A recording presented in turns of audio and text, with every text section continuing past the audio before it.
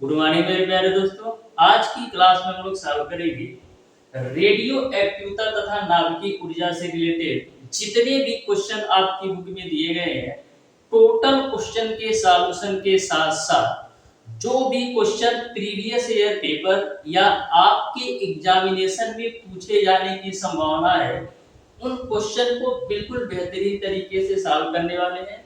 वैसे dear student, जितने भी क्वेश्चन आपके बुक में दिए गए हैं, यदि इन सारे क्वेश्चन को भी आप अच्छी तरीके से देख लेते हो तो इससे बाहर कोई भी क्वेश्चन नहीं आएगा रेडियो एक्टिवता तथा नाभिकीय ऊर्जा से। इसके पहले ऑलरेडी मैंने डियर स्टूडेंट इस चैप्टर पर आधारित 2 क्लास ले रखा हूं, जिसमें मैंने आपको बहुत ही बेहतरीन तरीके से बेसिक कॉन्सेप्ट के साथ साथ थ्योरी पार्ट को बिल्कुल सिंपल और आसान तरीके से क्लियर करवा दिया है। यदि वह वीडियो आपने अभी तक नहीं देखा है तो जरूर देख लीजिएगा, डिस्क्रिप्शन में उसका लिंक मिल जाएगा। आज की क्लास में डियर स्टूडेंट इस चैप्टर पर आधारित जितने भी क्वेश्चन दिए गए हैं, टोटल क्वेश्चन का सॉल्यूशन बिल्कुल सिंपल और आसान भाषा में मैं आपको बताने वाला हूं। बहुत ही बेहतरीन तरीके से प्रत्येक क्वेश्चन के सॉल्यूशन आपको बताऊंगा। न्यूमेरिकल होगा तो न्यूमेरिकल को भी बहुत ही सिंपल और आसान तरीके से बताने वाला हूं। तो क्लास को पूरी तरह से जरूर देखिएगा, जिससे आपको अच्छी तरीके से समझ में आ सके कि रेडियो एक्टिवता तथा नाभिकीय ऊर्जा से किस तरीके से हमसे एग्जामिनेशन में क्वेश्चन पूछा जाता है। इस चैप्टर से डियर स्टूडेंट 2 क्वेश्चन 100% आना है।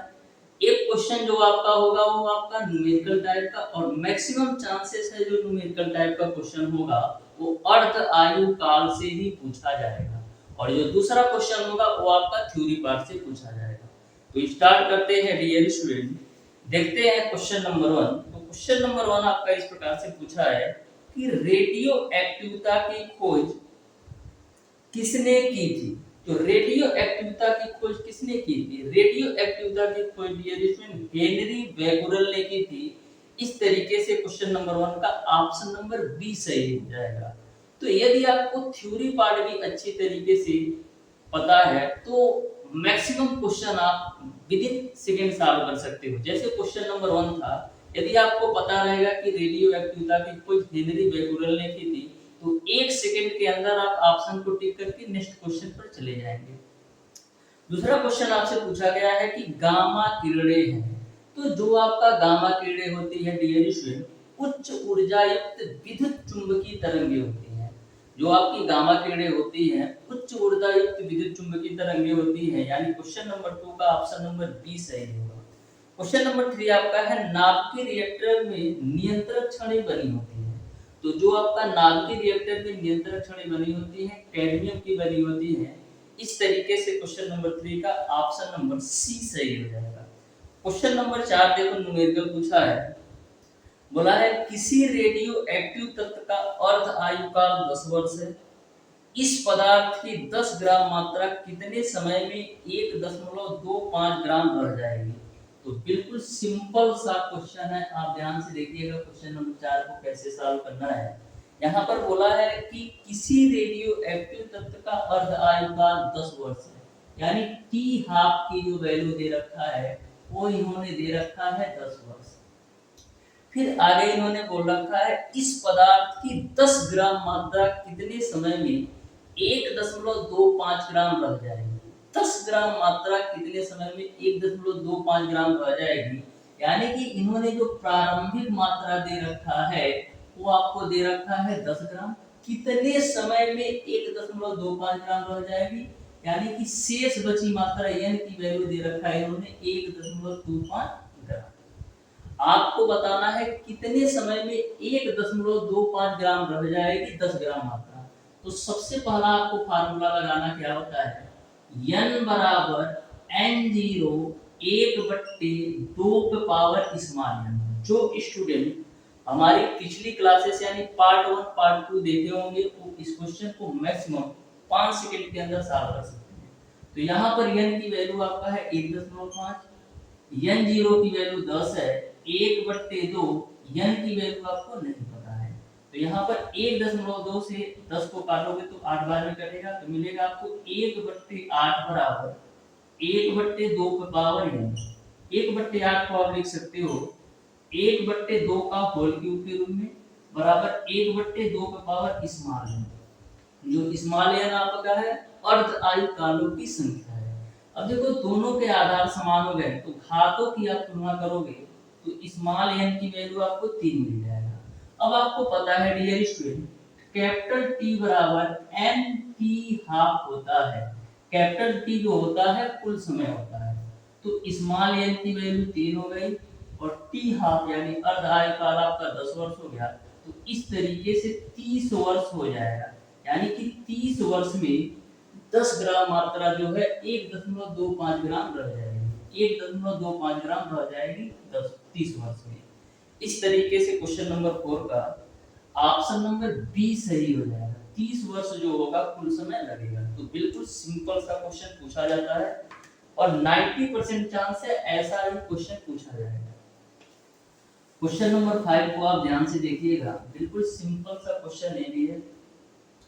बोला है परमाणु भट्ठी में ग्रेफाइट कार्य करता है। तो परमाणु भट्ठी में जो आपका ग्रेफाइट होता है विमंदक का कार्य करता है।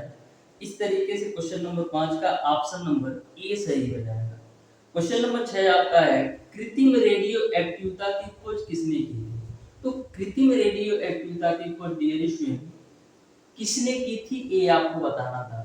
तो कृत्रिम रेडियो एक्टिवता की खोज आई क्यूरी तथा चोलियट ने की थी। बिल्कुल आप ध्यान में रखिएगा कृत्रिम रेडियो एक्टिवता की खोज आई क्यूरी तथा जूलियट ने की थी यानी क्वेश्चन नंबर 6 का ऑप्शन नंबर डी सही हो जाएगा। क्वेश्चन नंबर 7 आपका है परमाणु नाभिक में से किसके निकलने पर परमाणु संख्या या द्रव्यमान संख्या में कोई प्रभाव नहीं पड़ता है? तो आपको पता है परमाणु नाभिक से यदि गामा किरणें निकलती हैं, यदि परमाणु नाभिक से गामा किरणें निकलती हैं तो ना तो द्रव्यमान संख्या में कोई प्रभाव पड़ता है ना तो परमाणु क्रमांक में कोई प्रभाव पड़ता है। इस तरीके से क्वेश्चन नंबर 7 का ऑप्शन नंबर सी सही हो जाएगा। यहीं पर हम बात करें अल्फा कण यदि निकलता है परमाणु नाभिक से तो द्रव्यमान संख्या में 4 की कमी होती है और परमाणु क्रमांक में 2 की कमी होती है। वहीं पर यदि किसी नाभिक से बीटा कण निकलता है तो परमाणु क्रमांक में 1 की वृद्धि हो जाती है लेकिन द्रव्यमान संख्या में कोई परिवर्तन नहीं होता है। क्वेश्चन नंबर 8 आपका है आयनीकरण क्षमता सबसे अधिक किसका होता है? तो मैंने आपको बताया था कि जो आयनीकरण क्षमता होती है सबसे अधिक अल्फा कणों का होता है और सबसे कम की बात करें तो गामा किरणों का होता है। तो ध्यान में रखिएगा आयनीकरण क्षमता सबसे अधिक अल्फा कणों का और सबसे कम गामा कणों का। और हम बात करें भेदन क्षमता की तो भेदन क्षमता सबसे अधिक गामा कणों का और सबसे कम अल्फा कणों का। क्वेश्चन नंबर 9 को आप ध्यान से देखिएगा। बोला है प्रयोगशाला में नाभिकीय संलयन विधि प्रयोग नहीं किया जाता है। प्रयोगशाला में नाभिकीय संलयन विधि का प्रयोग इसलिए नहीं करते हैं क्योंकि हमें अत्यधिक ताप की आवश्यकता होती है। इस तरीके से क्वेश्चन नंबर 9 का ऑप्शन नंबर सी सही होगा। क्वेश्चन नंबर 10 आपका है एक रेडियो एक्टिव नाभिक की अर्ध आयु दे रखा है 44 दिन है। इस नाभिक का 1 ग्राम कितने दिनों में 125 मिलीग्राम रह जाएगा ये आपको बताना है। तो देखो बिल्कुल सिंपल सा ये भी क्वेश्चन है, बिल्कुल सिंपल सा क्वेश्चन है। क्वेश्चन नंबर 10 को आप ध्यान से देखिएगा। ऐसा क्वेश्चन शायद मैंने पिछली क्लास में सॉल्व करवाया है। बोला है एक रेडियो एक्टिव नाभिक की अर्ध आयु 44 दिन है यानी कि टी हाफ की जो वैल्यू दे रखा है वो आपको दे रखा है 44 डेज। ठीक, नेक्स्ट इन्होंने बोला है कि इस नाभिक का 1 ग्राम कितने दिनों में कम होकर के 125 मिलीग्राम रह जाएगा। यानी कि इन्होंने प्रारंभिक मात्रा जो दे रखा है रेडियोएक्टिव तत्व की N0 की वैल्यू दे रखा है 1 ग्राम, कितने समय में 125 मिलीग्राम रह जाएगा यानी कि शेष बची मात्रा यानी कि वैल्यू इन्होंने दे रखा है 125 मिलीग्राम। अब डियर स्टूडेंट जो आपका शेष बची मात्रा n की वैल्यू 125 मिलीग्राम में है और ये आपका ग्राम में है तो ग्राम को मिलीग्राम में चेंज करेंगे तो 1 ग्राम में 1000 मिलीग्राम होता है यानी कि यह आपका 1000 मिलीग्राम हो जाएगा N0 की वैल्यू यानी कि प्रारंभिक मात्रा। अब देखो डियर स्टूडेंट आपको सिंपल सा फार्मूला लगाना है n बराबर N0 1/2 का पावर स्मॉल n की वैल्यू आपका है 125 और n0 की वैल्यू आपका है 1000। 1/2 का पावर स्मॉल है, इससे काटोगे तो 8 बार में कटेगा, तो मिलेगा आपको 1/8 बराबर 1/2 का पावर स्मॉल n। 1/8 को हम लिख सकते हैं 1/2 का पावर क्यूब बराबर 1/2 का पावर स्मॉल n। अब देखो आधार समान हुए हैं तो घातों की तुलना कर सकते हैं, तो स्मॉल n की वैल्यू आपको मिल जाएगी 3। अब आपको पता है कैपिटल T बराबर आपका क्या होता है, स्मॉल n इनटू का t हाफ। स्मॉल n की वैल्यू 3 और t हाफ की वैल्यू 44, तो 132 डेज आ जाएगा, यानी कि जो कुल समय लगेगा 132 दिन का लगेगा। इस तरीके से क्वेश्चन नंबर 10 का ऑप्शन नंबर डी सही हो जाएगा।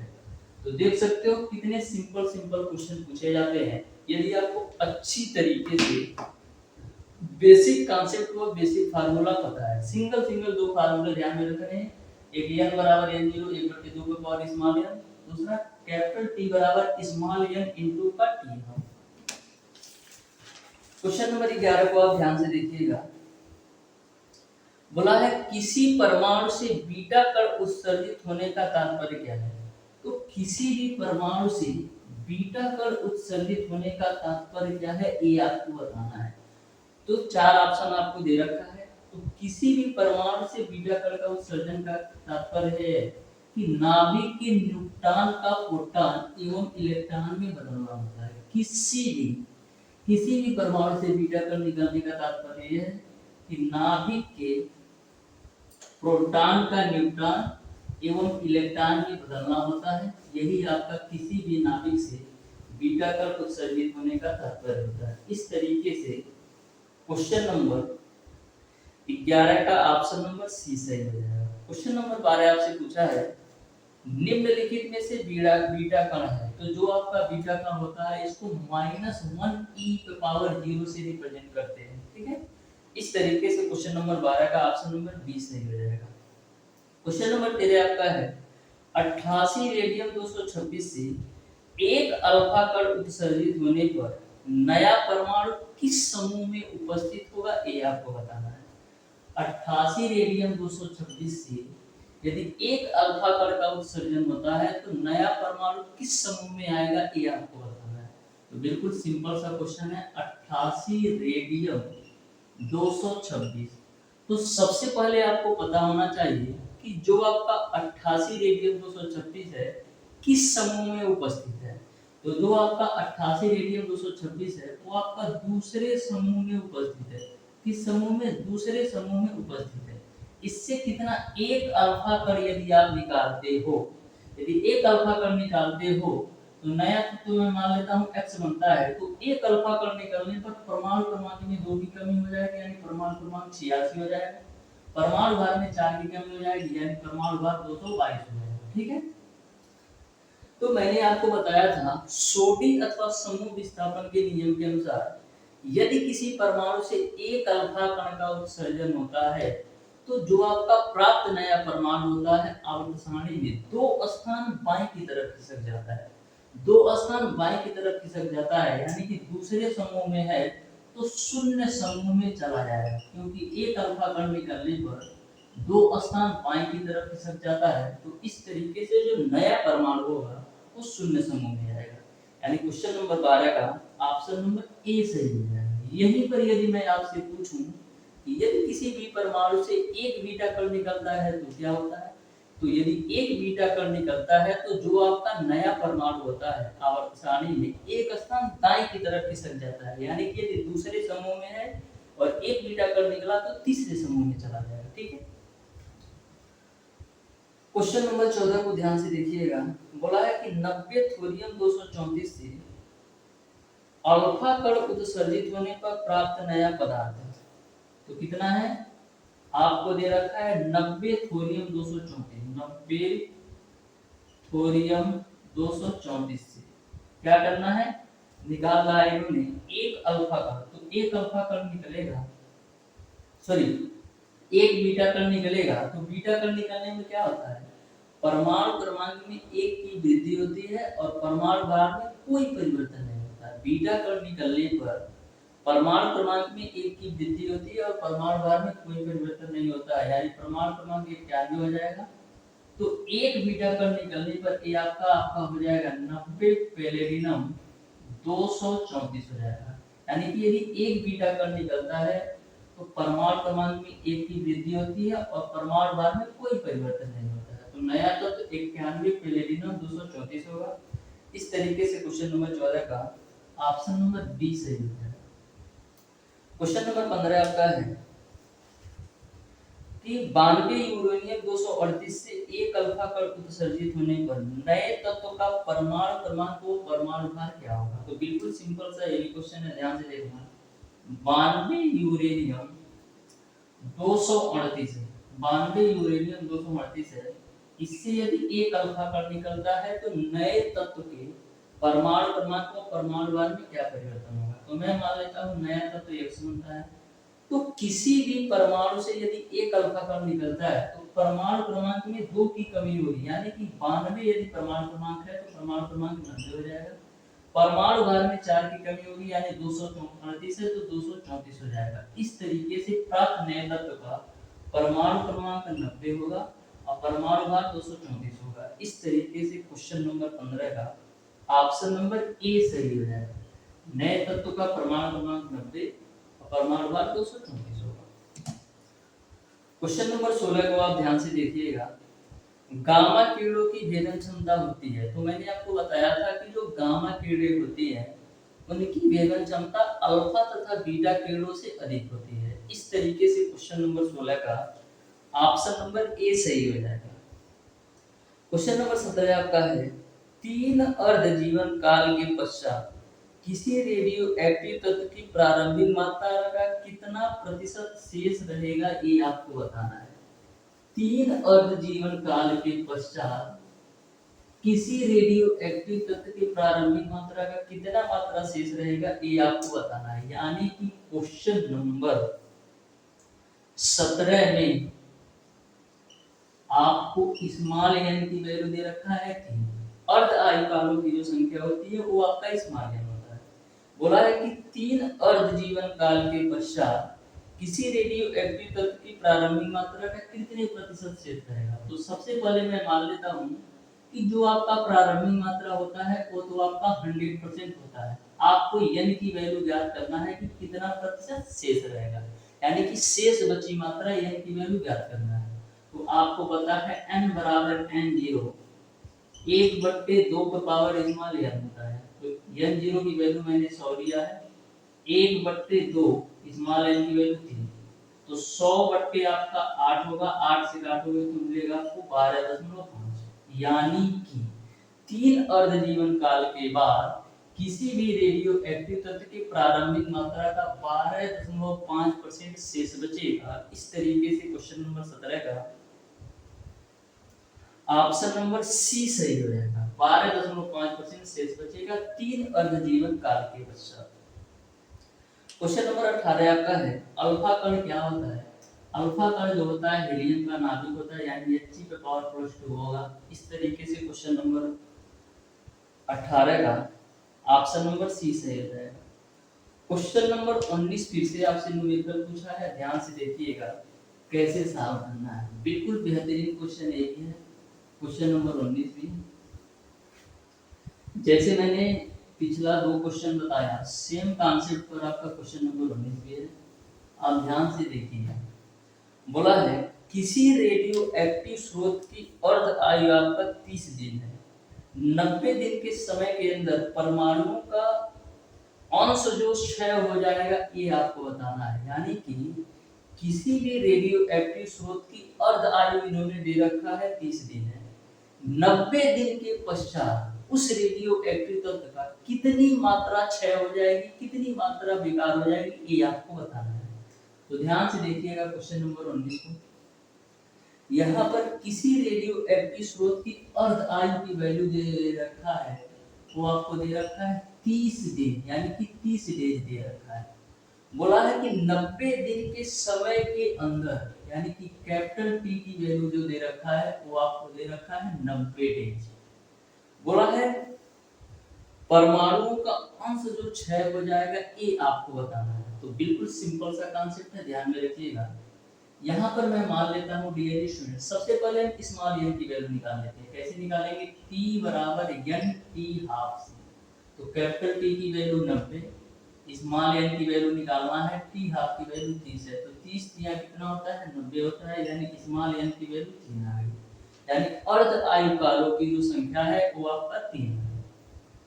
अब आपको पता है n बराबर n0 1/2 का पावर स्मॉल एन। अब देखो n0 की वैल्यू कितना लेना है? n0 की वैल्यू यानी कि किसी भी पदार्थ की प्रारंभिक मात्रा यदि नहीं दिया है तो हमेशा आपको 100 लेना है, यानी 100% लेना है। कि क्योंकि कोई भी चीज अपने आप में हमेशा 100% होती है।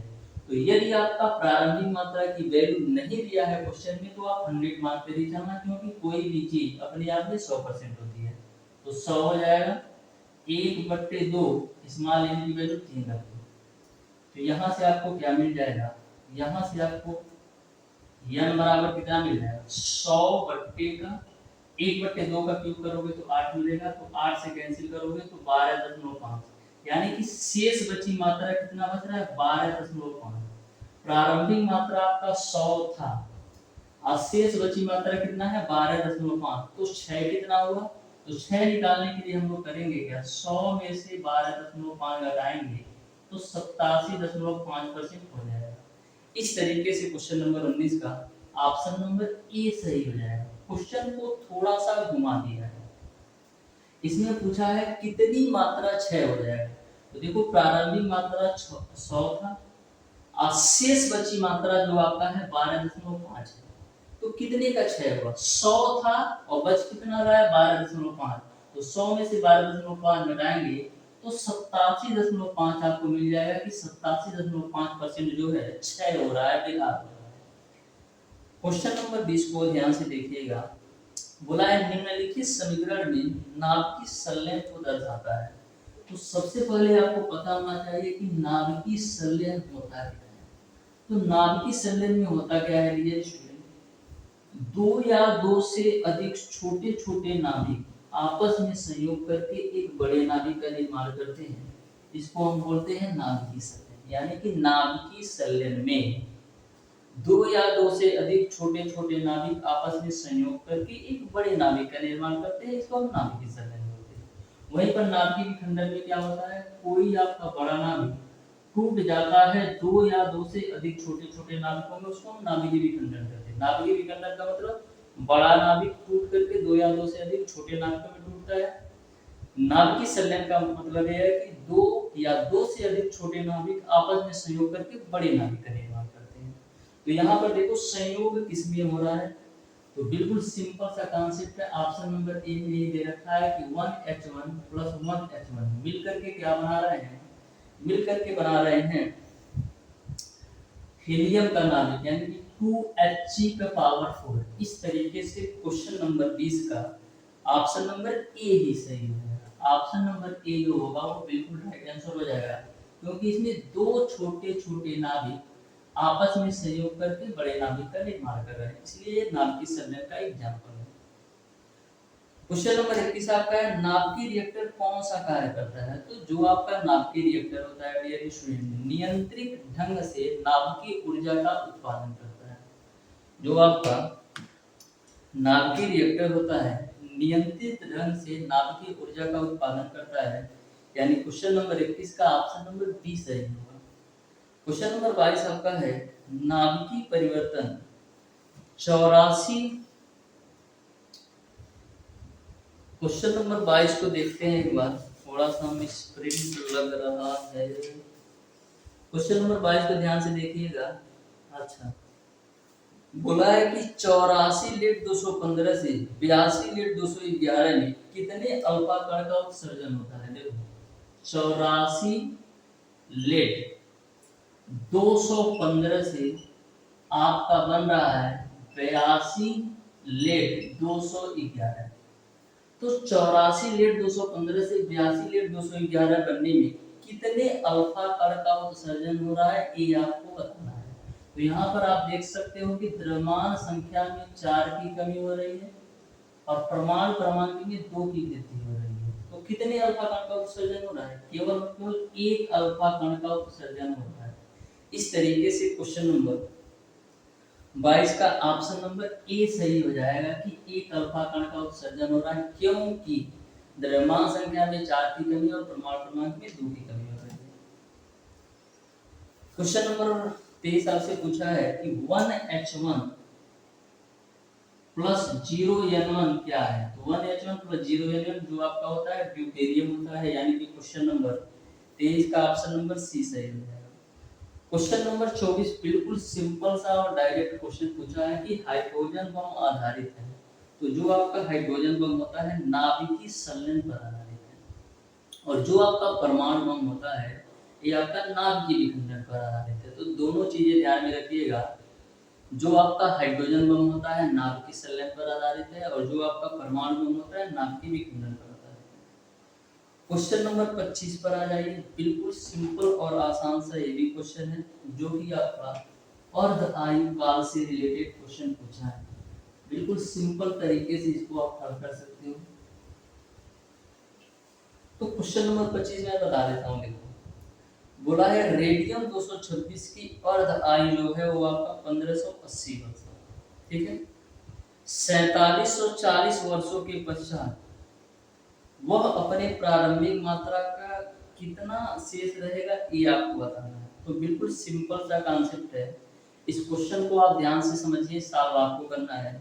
यहाँ पर अर्ध आयु काल की जो दे रखा है वो आपका 1580 वर्ष दे रखा है, और 4740 वर्ष जो रखा है वो आपका कुल समय यानी कैपिटल टी की वैल्यू दे रखा है।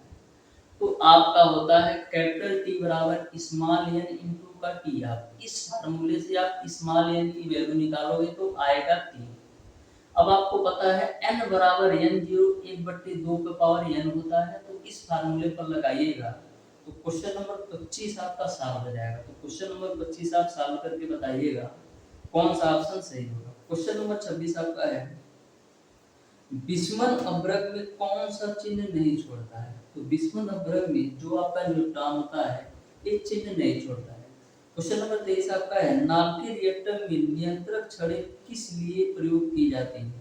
तो नाभिकीय रिएक्टर में जो नियंत्रक छड़ें होती हैं अभिक्रिया की गति को कम करने के लिए प्रयोग की जाती है। नाभिकीय रिएक्टर में जो नियंत्रक छड़ें होती हैं अभिक्रिया की गति को कम करने के लिए प्रयोग की जाती है, यानी क्वेश्चन नंबर 27 का ऑप्शन नंबर बी सही है। क्वेश्चन नंबर 28 में आपसे पूछा है, क्वेश्चन नंबर 28 को आप ध्यान से देखिए, बिल्कुल सिंपल सा ये भी क्वेश्चन है। बोला है एक तत्व x है, इससे एक अल्फा कण उत्सर्जित होता है तो y बनता है, तो x तथा y है। तो देखो कितना सिंपल सा क्वेश्चन है। कोई आपका एक तत्व x है, इसका मैं मान लेता हूँ परमाणु क्रमांक a है और परमाणु भार z है। बोला है एक अल्फा कण का उत्सर्जन होता है, क्या होता है? x तत्व से एक अल्फा कण का उत्सर्जन होता है, तो मैं मान लेता हूँ नया आपका जो तत्व है y होता है। तो एक अल्फा कण के उत्सर्जन से क्या होता है? परमाणु क्रमांक में 2 की कमी हो जाती है, यानी कि पहले परमाणु क्रमांक a था तो इसमें 2 की कमी हो जाएगी। अब परमाणु भार में 4 की कमी होगी, तो परमाणु भार आपका z था, इसमें आपका 4 की कमी हो जाएगी। 4 ऑप्शन आपको दे रखा है। ऑप्शन नंबर ए जो आपको दे रखा है वो आपको दे रखा है समस्थानिक। समस्थानिक का मतलब ये है कि दोनों के परमाणु क्रमांक समान हो। क्या दोनों जगह परमाणु क्रमांक समान है? नहीं है, यानी ऑप्शन नंबर ए सही नहीं होगा। ऑप्शन नंबर बी दे रखा है समभारिक। समभारिक का मतलब ये है कि दोनों के परमाणु भार समान है, तो यहाँ पर परमाणु भार z है, यहाँ पर z-4 है, तो ए भी आपका सही नहीं होगा, यानी समभारिक भी नहीं होगा। ऑप्शन नंबर सी आपको दे रखा है समन्यूट्रॉनिक, यानी कि न्यूट्रॉनों की संख्या समान होनी चाहिए, यहाँ पर भी और यहाँ पर भी। तो न्यूट्रॉनों की संख्या समान होगी? नहीं होगी, क्योंकि यहाँ पर परमाणु भार में से परमाणु क्रमांक घटाएंगे तो कुछ और आएगा, यहाँ पर परमाणु भार में से परमाणु क्रमांक घटाएंगे तो कुछ और आएगा, यानी ऑप्शन नंबर सी भी नहीं सही होगा। तो ना तो ऑप्शन नंबर ए सही है, ना बी सही है, ना सी सही है, तो कौन सा? ऑप्शन नंबर डी सही हो जाएगा, समन्यूक्लियाई। यानी कि क्वेश्चन नंबर 28 का ऑप्शन नंबर डी सही हो जाएगा। क्वेश्चन नंबर 29 आपका है परमाणु बम। जैसा कि मैंने बताया कि परमाणु बम नाभिकीय विखंडन पर आधारित है, क्वेश्चन नंबर 30 आपका है, नाभिकीय विखंडन अभिक्रिया में एक तत्व का नाभिक क्या होता है? तो नाभिकीय विखंडन अभिक्रिया में डियर स्टूडेंट, एक तत्व का जो नाभिक होता है कुछ प्रारंभिक नाभिकीय कण खो करके दो या अधिक नाभिकों में टूट जाता है। नाभिकीय विखंडन अभिक्रिया में क्या होता है, कुछ प्रारंभिक नाभिकीय कण खो करके दो या अधिक नाभिकों में टूट जाता है। यानी कि क्वेश्चन नंबर 30 का ऑप्शन नंबर डी सही है। क्वेश्चन नंबर 31 आपका है, सूर्य अपनी विकिरण ऊर्जा प्राप्त करता है। तो सिंपल सा कॉन्सेप्ट है कि सूर्य अपनी विकिरण ऊर्जा संलयन प्रक्रम से प्राप्त करता है। यानी क्वेश्चन नंबर 31 का ऑप्शन नंबर डी सही हो जाएगा। क्वेश्चन नंबर 32 आपका है, कोई भी परमाणु रेडियोएक्टिवता तभी दर्शाता है। तो मैंने आपको बताया था कि कोई भी परमाणु रेडियो एक्टिवता का तभी दर्शाता है जब उसके अंदर अस्थायी नाभिक हो। इस तरीके से क्वेश्चन नंबर 32 का ऑप्शन नंबर डी सही है। इस तरीके से डियर स्टूडेंट आज की क्लास में मैंने आपको बताया है रेडियो एक्टिवता तथा नाभिकीय ऊर्जा से रिलेटेड जितने भी क्वेश्चन दिए गए थे, टोटल क्वेश्चन का सॉल्यूशन मैंने बिल्कुल बेहतरीन तरीके से न्यूमेरिकल के साथ साथ थ्योरी पार्ट को भी कवर किया है। फिर भी यदि आपको किसी भी क्वेश्चन में कोई भी कंफ्यूजन या कोई भी डाउट होगा तो आप हमें कमेंट बॉक्स में कमेंट करके जरूर पूछ लीजिएगा। मिलते हैं नेक्स्ट क्लास में, तब तक के लिए